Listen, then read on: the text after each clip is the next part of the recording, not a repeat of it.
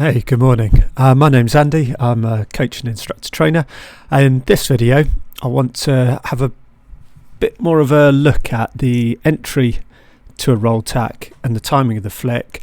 I'm also going to suggest a few activities you can do on the water to really help develop your feel in that first bit of the tack. So first thing to look at is what is the entry and what success looks like. So the entry is from when you're sailing quickly on a close hauled course on one tack all the way up until you get to roughly head to wind.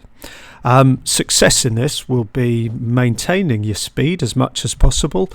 Also, if you have a smooth, gentle turn, you'll actually be gaining a bit of ground upwind. And how to do that is you shouldn't be steering the boat with the rudder, but you should be using the boat balance and the heel and the sails to get the boat turning. Okay, so let's have a little closer look at the entry to the tack. So if you have a look here, boat sailing along, and there's just tiniest bit of leeward heel. I'm just achieving that just by shifting my weight in very slightly. Other thing you'll notice, just a gentle squeeze in of the main sheet. Once the boat's turning, as it's getting closer to the wind, there's less and less power in the sail. So to maintain that very slight leeward heel, what I'm having to do is actually just move my weight inboard a little bit. I'm also shuffling back as well, just to prepare myself for the crossing sides.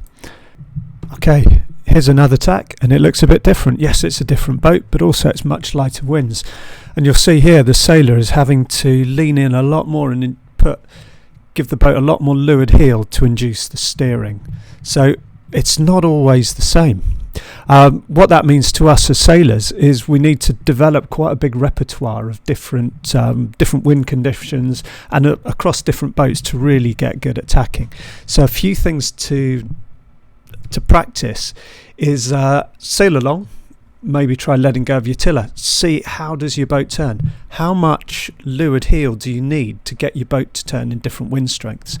Something else that I really like getting sailors to try when I'm coaching is remove your tiller extension and replace it with a piece of rope. So tie a bit of rope tightly around your tiller, sail along with that. You can't push it away. You get a lot more feel of it.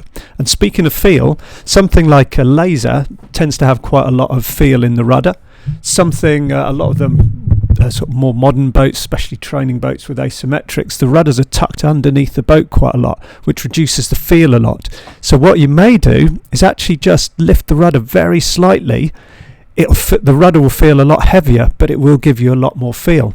So always get out there, really experiment with how your boat will steer.